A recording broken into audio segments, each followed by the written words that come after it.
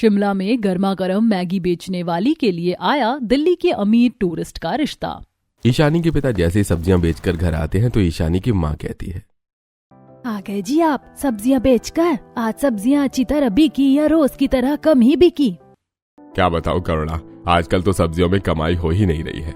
जैसे तैसे मेरी कुछ सब्जियां बिक गई हैं और बची हुई सब्जियां तो दूसरे दिन खराब हो जाती हैं। पिताजी, मुझे लगता है कि अब हमें अपनी इनकम का कोई और तरीका ढूंढना चाहिए। हाँ बेटा, तू सही कह रही है, लेकिन शिमला के पहाड़ों में और कोई काम करना आसान भी तो नहीं है। वैसे भी इतनी ठंड पड़ रही है कि हम क्या करें, हमें समझ नहीं आता। माँ, आपको पता है, मैं जब नए साल में घूमने गया था तो मैंने देखा कि हमारे पहाड़ों में जगह जगह मैगी के स्टॉल लगे हुए थे। शिमला में कितने सारे टूरिस्ट आते हैं और आपको पता है पहाड़ों में लोग मैगी खाना बहुत पसंद करते हैं, तो क्यों ना हम लोग भी मैगी के स्टॉल लगाएं? हाँ बेटा, मैगी बेचने का काम तो अच्छा है और उसमें कमाई भी अच्छी है, लेकिन कंपटीशन बहुत है। पहले से ही मैगी के इतने स्टॉल हैं, आखिर कोई हमारी मैगी क्यों खाएगा? पिताजी, मुझे याद है दादी माँ अपने हाथों से मसाले कूटकर मैगी में डालकर हमें बनाकर खिलाती थी। क्यों ना हम भी ऐसे ही हाथों से कुटे मसाले मैगी में डालकर बहुत टेस्टी मैगी बनाए। मुझे विश्वास है कि अलग तरह की मैगी लोगों को बहुत पसंद आएगी। वैसे ईशानी बात तो सही कर रही है और करके देखने में क्या बुराई है। वैसे भी जी आपकी उम्र हो रही है, अब आपके लिए इतनी मेहनत करके घूम घूम कर सब्जियां बेचना आसान भी तो नहीं है। ठीक है, कल कमल को पैसे देकर बाजार भिजवा दो। वो मैगी बनाने का सारा सामान, स्टोव और एक टेबल ले आएगा। कल ही हम मैगी का स्टॉल लगाएंगे। अगर हमारा मैगी का स्टॉल चल गया तो हमारे लिए अच्छी बात हो जाएगी। ठीक है पिताजी। और माँ, आप मुझे बता दो कि दादी माँ कैसे कैसे मसाले कूटकर मैगी बनाती थी। मैं सारे मसाले भी तैयार कर लेती हूँ। अब करुणा कमल को कुछ पैसे देकर बाजार भिजवाती है तो वहीं ईशानी को वो अलग अलग मसालों के बारे में बताती है। ईशानी उन सारे मसालों को इकट्ठा करके तवे पर भून लेती है और उसके बाद सिलबट्टे में कूटने लगती है और कूटते हुए कहती है, माँ, मसालों से कितनी अच्छी खुशबू आ रही है। इससे बनने वाली मैगी भी बहुत ही टेस्टी होगी, आप देखना। हाँ बेटा, तू सही कह रही है। ईशानी कूट पीट कर मसालों को डिब्बे में भर लेती है। अगले दिन सुबह वो लोग शिमला के पहाड़ों पर मैगी का स्टॉल लगा लेते हैं। सभी ने शिमला की ठंड से बचने के लिए ओवरकोट पहने हुए थे और साथ में गर्म टोपी भी लगा रखी थी। ईशानी ने स्टोव जलाया और मैगी बनाना शुरू किया तो वहीं कमल आवाज लगाने लगा, आइए आइए, गर्मा गर्म मैगी खाइए, हाथों से कुटे मसालों की खुशबू के साथ गर्मा गर्म मैगी का स्वाद लीजिए। कमल की आवाज सुनकर दो ग्राहक वहां आते हैं और एक ग्राहक कहता है, भैया तुम्हारी मैगी में से तो सचमुच बहुत अच्छी खुशबू आ रही है, लाओ जरा एक प्लेट मैगी हमें भी लगा दो। हाँ हाँ भैया, अभी लगा देती हूँ। ईशानी दोनों ग्राहकों को एक एक प्लेट मैगी लगा देती है। वो दोनों मैगी खाते हैं तब ग्राहक कहता है, अरे भाई तुम्हारी मैगी में तो खुशबू के साथ साथ स्वाद भी बहुत अच्छा है। अब हम जब भी यहाँ आएंगे तो तुम्हारी मैगी जरूर खाएंगे। ग्राहक पैसे देकर खुश होकर चला जाता है और पैसे लेकर ईशानी भी बहुत खुश होती है और अपने परिवार वालों से कहती है, देखा माँ, हमारे ग्राहकों को हमारी मसाला मैगी कितनी पसंद आई। अब देखना, जल्दी ही हम इन पहाड़ों में मसाला मैगी वाले के नाम से मशहूर होने वाले हैं। कहते हैं ना, कभी कभी जुबान पर सरस्वती बैठी होती है तो वो बात पूरी हो जाती है। ऐसे ईशानी की बात भी जल्दी पूरी हो गई। ईशानी मसाला मैगी वाली के नाम से मशहूर हो गई और उसकी मैगी स्टॉल पर भीड़ लगने लगी। आज भी ईशानी अपने स्टॉल पर मैगी बनाकर ग्राहकों को दे रही थी, तभी एक औरत शोभना उसके पास आई और बोली, अरे बेटा, क्या तुम्हारा नाम ईशानी है और क्या तुम ही वो मसाला मैगी वाली हो जो पहाड़ों में हाथ के कुटे पिसे मसाले वाली खुशबूदार मैगी बेचती हो? हाँ माँ जी, मैं ही ईशानी हूँ और मैं ही हाथों के कुटे पिसे मसालों से बनी मसाला मैगी बेचती हूँ, आप खाकर देखिए।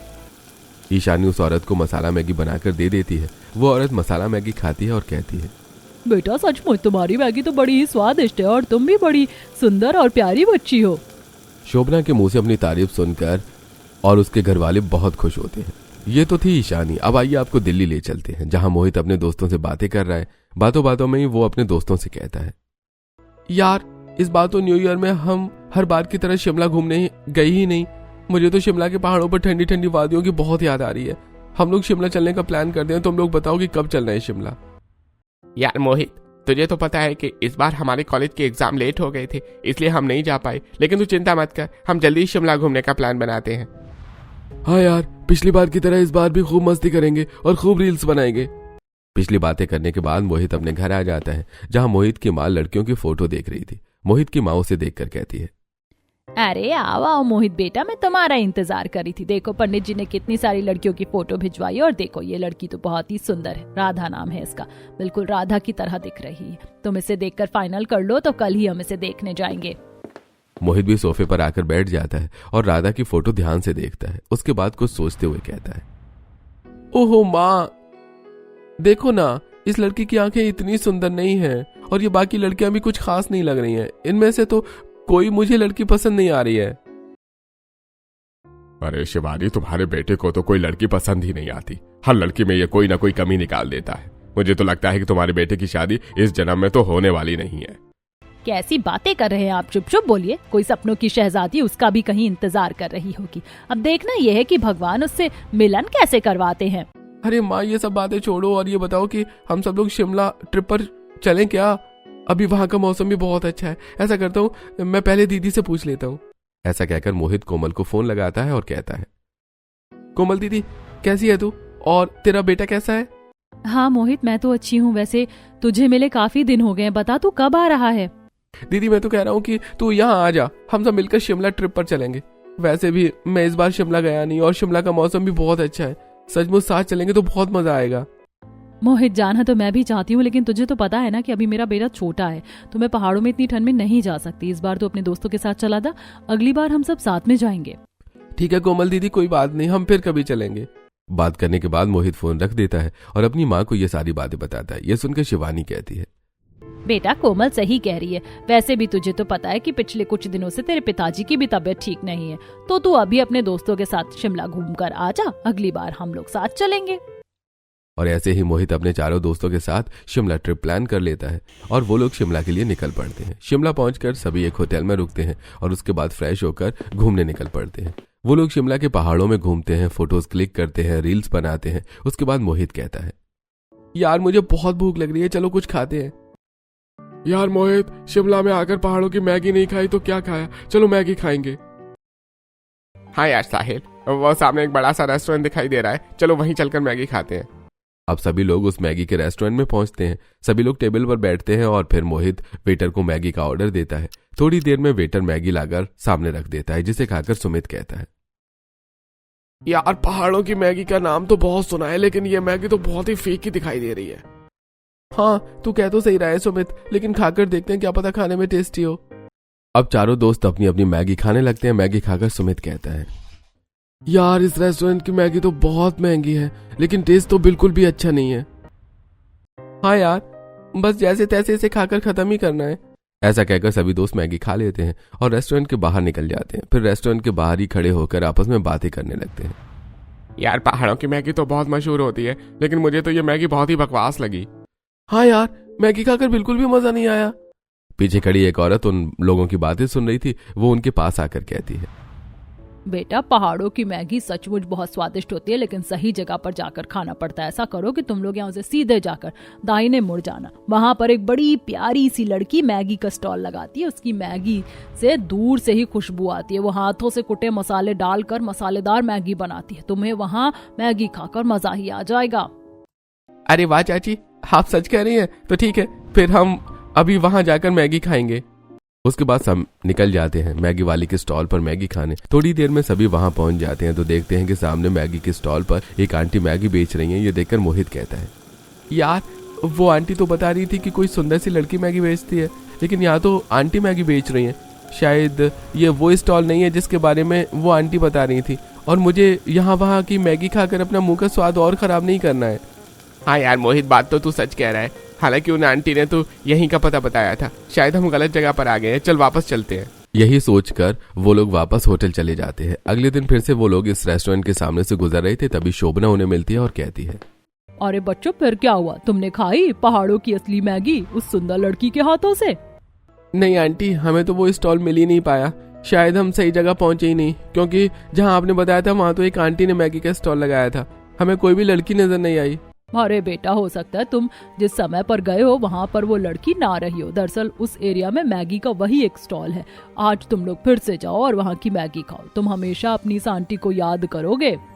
तो ठीक है आंटी, आज हम फिर जाकर देखते हैं।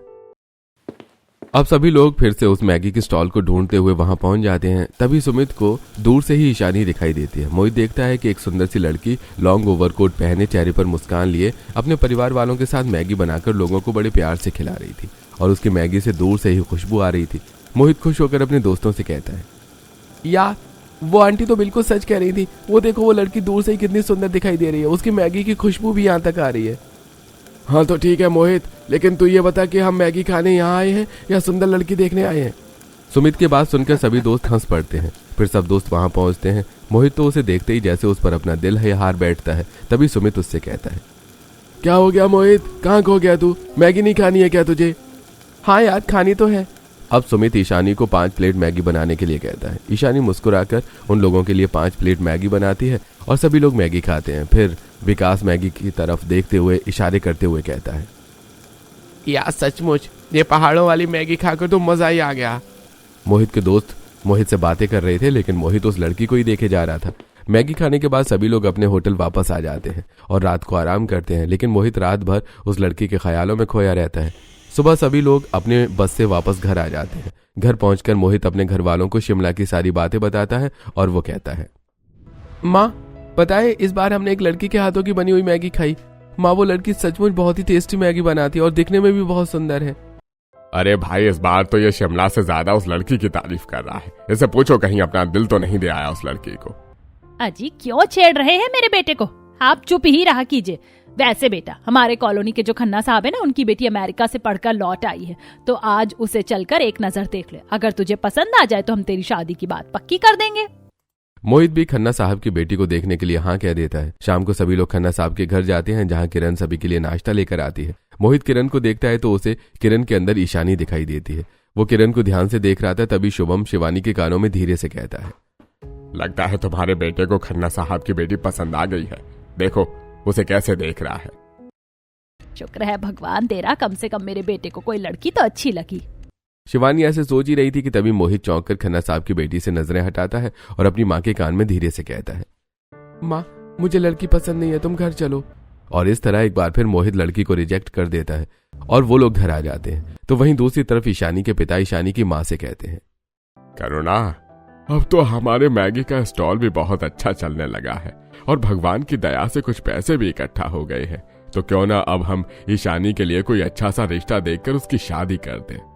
ओ पिताजी, ऐसी भी क्या जल्दी है मेरी शादी करने की? बेटा तेरे पिताजी सही कहते हैं, अब तेरी भी शादी की उम्र हो गई। आखिर आज नहीं तो कल तुझे ब्याह कर अपने ससुराल तो जाना ही है। बस अब हम तेरे लिए रिश्ता देखना शुरू करेंगे। जहां एक तरफ ईशानी के रिश्ते की बात हो रही थी, तो वहीं दूसरी तरफ मोहित अपने दोस्त सुमित को फोन करता है और कहता है, यार सुमित मुझे शिमला जाना है, चल फिर से शिमला चलते हैं। यार मोहित क्या हो गया है तुझे? अभी 10 दिन भी नहीं हुए शिमला से वापस आए और तू फिर शिमला जाने को कह रहा है।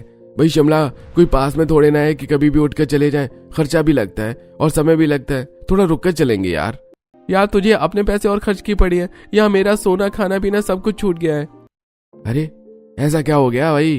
कहीं वो मैगी वाली लड़की तेरे दिमाग में ही तो नहीं रह गई? हाँ यार तू सही कह रहा है, मैं जब से शिमला से आया हूँ तब से उसे भूल ही नहीं पा रहा हूँ। देख यार, अगर तुम लोग मेरे साथ शिमला नहीं चले ना तो मैं अकेले ही शिमला चला जाऊंगा। अरे रिलैक्स यार, करते हैं प्लान। ठीक है, मैं सभी से बात करता हूँ, ऐसा करते हैं 2 दिनों के बाद निकलते हैं। और इसी तरह उन 5 दोस्तों की एक बार फिर शिमला ट्रिप पर जाने का प्लान बन जाता है। 2 दिनों बाद वो लोग शिमला ट्रिप के लिए निकल जाते हैं। शिमला पहुंचकर वापस उसी होटल में रुकते हैं और फिर शाम को सभी लोग ईशानी के स्टॉल पर पहुंचते हैं, जहां ईशानी अकेले स्टॉल पर मैगी बना रही थी। वो सलवार सूट के साथ एक रेड जैकेट पहने हुए थी और साथ में रेड कैप लगाए हुए थी। वो बहुत ही सुंदर लग रही थी। मोहित कहता है, सुनिए हम लोगों के लिए 1-1 प्लेट मैगी लगा दीजिए। वैसे आपका प्यारा सा नाम जान सकता हूँ क्या? जी मेरा नाम ईशानी है। अपना नाम बताते हुए ईशानी सभी को मैगी दे देती है। तब मोहित मैगी खाते हुए कहता है, आपके हाथों की बनाई हुई मैगी तो सचमुच में बहुत जादू है। आप जितनी खूबसूरत हैं मैगी भी उतनी ही अच्छी बनाती हैं। मोहित की बात सुनकर ईशानी मुस्कुरा देती है। मोहित और उसके दोस्त मैगी खाकर चले जाते हैं। अब अक्सर मोहित और उसके दोस्त कभी स्टॉल पर आकर मैगी खाते तो कभी ईशानी के स्टॉल के सामने खड़े होकर बातें करते। मोहित लगातार ईशानी को देखता रहता। अब ईशानी भी इस बात को समझने लगी थी और उसे भी धीरे धीरे मोहित अच्छा लगने लगा था। एक दिन ईशानी अपने घर पर परिवार के साथ बैठी खाना खा रही थी। तभी ईशानी के पिताजी कहते हैं, करुणा मैंने लोगों से कुछ ईशानी के रिश्ते के बारे में बात की थी। आज मेरा दोस्त हरीश मुझे एक लड़के के बारे में बता रहा था। शिमला के पहाड़ों में ही उसका एक छोटा सा रेस्टोरेंट है। क्यों ना हम उस लड़के को चलकर देख लें। अगर वो हमें अच्छा लगे तो हम ईशानी का रिश्ता उससे तय कर देंगे। हाँ पिताजी, ये तो बहुत अच्छा है। दीदी शिमला में ही रहेंगी और जीजा जी के साथ रेस्टोरेंट चलाएंगी। फिर कभी कभी वो स्टॉल पर आकर हमारी मैगी भी बना दिया करेंगी। कमल, तुझे मेरी शादी से ज्यादा अपनी स्टॉल और अपनी मैगी की पड़ी है। नहीं दीदी, मैं तो बस। कमल की बात सुनकर सभी लोग हंस पड़ते हैं और खाना खाने लगते हैं। तभी ईशानी मन ही मन में सोचती है, वो लड़का तो आजकल मेरे स्टॉल के आसपास कितने चक्कर लगाता है। अब मुझे भी वो अच्छा लगने लगा है। क्या मेरी उससे शादी हो सकती है? अरे अभी क्या सोचने लगी। मैं तो उसे अच्छी तरह जानती भी नहीं हूँ। पता नहीं वो कहाँ का है और क्या पता वो सिर्फ ऐसे ही मुझे देखता हो। मैं भी ना एक नंबर की बुद्धू हूँ।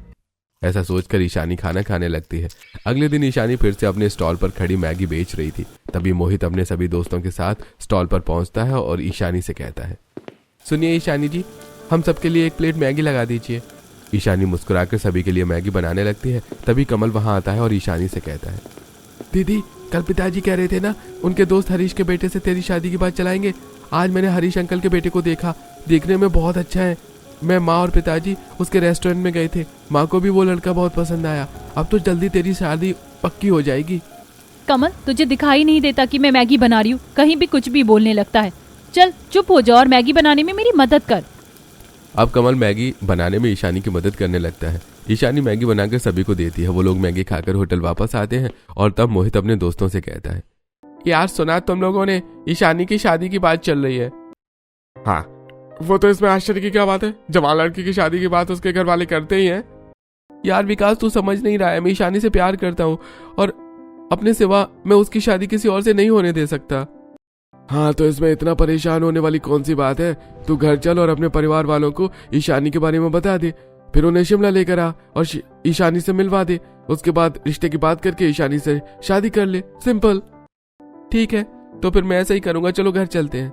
मोहित अपने घर आ जाता है और अपने मम्मी पापा को सारी बातें बताता है। ये सब सुनकर मोहित की माँ कहती है, बेटा, मुझे तो ये सुनकर बहुत खुशी हुई कि तुझे शिमला की ही सही लेकिन कोई लड़की तो पसंद आई। कम से कम बहू घर लाने का मेरा सपना तो पूरा होगा। ठीक है, हम सब मिलकर शिमला जाने की प्लानिंग करते हैं और उस लड़की से तेरी शादी की बात फिक्स करते हैं।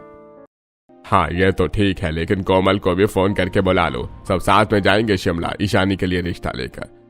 अब शिवानी कोमल को फोन करती है और उसे सारी बातें बताती है और कहती है, बेटा, तेरी भाभी को देखने के लिए चलना है, इसीलिए तू तैयार होकर जल्दी से आ जा, हम साथ चलेंगे।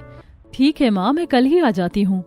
अगले दिन कोमल भी घर आ जाती है और जल्दी ही सभी लोग शिमला के लिए निकल जाते हैं। शिमला पहुंचकर वो होटल में रुकते हैं और फिर सब लोग तैयार होकर ईशानी के मैगी स्टॉल पर जाने के लिए निकल पड़ते हैं। थोड़ी देर में वो ईशानी के मैगी के स्टॉल के सामने पहुंच जाते हैं। दूर से ईशानी को देखकर मोहित के घर वाले बहुत खुश हो जाते हैं। तब शिवानी कहती है, बेटा, ईशानी तो दूर से ही चांद की तरह चमक रही है। सचमुच तूने तो बहुत सुंदर लड़की पसंद की है। माँ, ईशानी लाखों में एक है, तभी तो हमारे मोहित को पसंद आई। अरे अब तुम लोग दूर से ही उसके बारे में बात करते रहोगे या उसके पास भी चलोगे? अब सभी लोग ईशानी के स्टॉल पर जाते हैं जहां ईशानी अपने पूरे परिवार के साथ ग्राहकों को मैगी बनाकर दे रही होती है। ईशानी मोहित को देखते ही पहचान लेती है और कहती है, अरे मोहित जी, कैसे हैं आप? लगता है इस बार आप अपने परिवार के साथ शिमला ट्रिप पर आए हैं। हाँ ईशानी, ये मेरे मम्मी पापा हैं और ये मेरी बहन है। नमस्ते जी, रुकिए, मैं आप लोगों के लिए स्पेशल मैगी बनाती हूँ। अब ईशानी उन सभी के लिए मैगी बनाती है। सभी लोग मैगी खाते हैं और फिर शिवानी के मैगी की तारीफ करते हुए ईशानी की माँ करुणा से कहती है, बहन जी, आपकी बेटी ने तो सचमुच बहुत ही टेस्टी मैगी बनाई है और वैसे वो है भी बहुत प्यारी। हाँ बहन जी, ये तो आपने सही कहा। हमें भी अपनी बेटी पर बहुत गर्व है। वैसे बहन जी, अगर आप बुरा ना माने तो मैं आपसे कुछ कहना चाहती हूँ। अरे बहन जी, इसमें बुरा मानने की क्या बात है? आप जो कहना चाहती हैं आराम से कहिए। बहन जी, मुझे आपकी बेटी के रिश्ते के बारे में बात करनी है। हाँ बहन जी, मेरी बेटी के रिश्ते के लिए हम लड़का तो ढूंढ रहे हैं। एक दो अच्छी जगह बात भी चल रही है। जैसे ही बात जमेगी हम उसका ब्याह कर देंगे। बहन जी, हम दिल्ली में रहते हैं और मोहित मेरा इकलौता बेटा है। आप तो इसे जानती हैं। 2-3 बार आपकी दुकान पर, आपके स्टॉल पर मैगी खाने आ चुका है। हाँ बहन जी, हम इसे जानते हैं। बड़ा ही प्यारा बच्चा है आपका। हाँ बहन जी, मैं अपने बेटे के लिए आपकी बेटी का रिश्ता मांगने शिमला तक आई हूँ। मेरे बेटे को आपकी बेटी बहुत पसंद आ गई है और आपकी बेटी से मिलकर तो हम सबको भी आपकी बेटी बहुत पसंद है।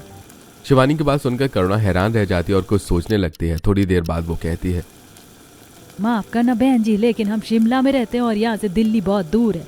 हम इतनी दूर अपनी बेटी की शादी कैसे कर सकते, और हम तो आपको जानते पहचानते भी नहीं हैं। ये सुनकर मोहित का तो जैसे मुंह ही उतर जाता है। मोहित मन ही मन सोचता है, हे भगवान, मुझे नहीं लगता कि मेरा ईशानी से रिश्ता पक्का हो पाएगा। लेकिन तभी शुभम कहता है, बहन जी, हम आपकी बात को समझ सकते हैं। आप हमें नहीं जानते और यह भी सच है कि दिल्ली शिमला से बहुत दूर है। लेकिन मेरे एक दोस्त हैं अनिमेश जी, वो यहीं शिमला में रहते हैं। वो यहाँ के एक प्रसिद्ध बिजनेसमैन है। मुझे विश्वास है कि आप लोग भी उन्हें जरूर पहचानते होंगे। क्या बताया? अनिमेश जी? अरे हाँ, वो तो यहाँ के बहुत ही इज्जतदार व्यक्ति है और मैं भी अक्सर उनके यहाँ पहले सब्जियां दिया करता था। वो मुझे भी बहुत अच्छे से जानते हैं, बल्कि मेरा तो उनसे बड़ा ही घनिष्ठ संबंध है। तो फिर भाई साहब देर किस बात की, आप उन्हें फोन लगाइए और उनसे हमारे बारे में पूछिए। आपको आपके सवालों के जवाब मिल जाएंगे। शिवानी की बात सुनकर विनोद अनिमेश जी को फोन लगाता है और सारी बातें बताते हुए कहता है, अनिमेश बाबू, ये लोग अपनी बिटिया ईशानी के रिश्ते की बात कर रहे हैं। आप बताइए, क्या ये रिश्ता करना हमारे लिए सही होगा? अरे भाई विनोद, तुम चिंता मत करो, मैं उन्हें बहुत अच्छी तरह जानता हूँ। बहुत अच्छे लोग हैं वो लोग, और मोहित तो बड़ा ही प्यारा बच्चा है। ट्रांसफर से पहले मैं वहीं रहता था और वो हमारे पड़ोसी हुआ करते थे। तुम ईशानी बिटिया की शादी निश्चिंत होकर मोहित से तय कर दो। बातें करने के बाद विनोद सभी लोगों को सारी बातें बताता है। तब शिवानी कहती है, बहन जी, अब तो आपके मन को तसल्ली हो गई होगी। चिंता मत कीजिए, आपकी बेटी को हम बड़े प्यार से अपने घर की बहू बनाकर रखेंगे और बहुत खुश रखेंगे। ठीक है बहन जी, अंधे को तो आंखें ही चाहिए होती हैं। हम ईशानी के लिए एक अच्छा रिश्ता ढूंढ रहे थे और मोहित से अच्छा लड़का हमारी बिटिया को और कहाँ मिलेगा। हमारी तरफ से ये रिश्ता पक्का समझिए। ठीक है बहन जी। भाई साहब, हम पास के ही होटल में रुके हैं। हमारे घर में भगवान का दिया हुआ सब कुछ है, हमें कुछ नहीं चाहिए। बस आप जल्दी से ईशानी और मोहित की शादी करवा दीजिए और हमारी बहू को विदा करके हमारे साथ घर भेज दीजिए। ईशानी के माता पिता इस बात के लिए तैयार हो जाते हैं। वहीं ईशानी भी बहुत खुश हो जाती है। अगले दिन मंदिर में ईशानी और मोहित की शादी हो जाती है और ईशानी के माता पिता उसे बड़े प्रेम से विदा कर देते हैं। मोहित अपने परिवार के साथ ईशानी को भी लेकर अपने घर आ जाता है। घर के दरवाजे पर ही ईशानी को रोकते हुए शिवानी कहती है, ईशानी बहू, तुम यहीं रुको, मैं अभी आरती की थाली और कलश लेकर आती हूँ। शिवानी आरती की थाली और कलश लेने अंदर जाती है। तब कोमल ईशानी से कहती है, देखो ईशानी, तुम्हारा भतीजा भी तुम्हें देखकर कितना खुश हो रहा है। कोमल की बात सुनकर ईशानी और मोहित एक दूसरे को देखकर मुस्कुराने लगते हैं। तब तक शिवानी कलश और आरती की थाली ले आती है। कलश को सामने रखकर शिवानी ईशानी की आरती उतार कर कहती है, ईशानी बहू, कलश गिराकर गृह प्रवेश करो। ईशानी दाहिने पैर से कलश गिराकर गृह प्रवेश करती है। वो अपने घर को देखकर बहुत खुश हो जाती है। ईशानी और उसका परिवार सोफे पर बैठकर एक दूसरे से बात ही कर रहे थे कि तभी मोहित के सभी दोस्त वहां आ जाते हैं और मोहित से कहते हैं, मोहित, शादी मुबारक हो। आखिर तो ईशानी भाभी को घर ले ही आया। भाई, प्यार तो ऐसा हो। ईशानी भाभी, आपने हम लोगों को पहचाना या नहीं? अरे भाई, अब शादी हो गई है, भाभी हमें क्यों पहचानेंगी? अपने कस्टमर को कौन याद रखता है? देवर जी, पहले आप लोग कस्टमर थे और अब मेरे देवर हो गए हो, और अपने देवरों को कोई नहीं भूलता। मुझे आप सब अच्छी तरह याद हैं। ईशानी की बात सुनकर मोहित के दोस्त खुश हो जाते हैं और इस तरह ईशानी अब मोहित के साथ खुशी खुशी दिल्ली में रहने लगती है और अपना जीवन गुजारने लगती है।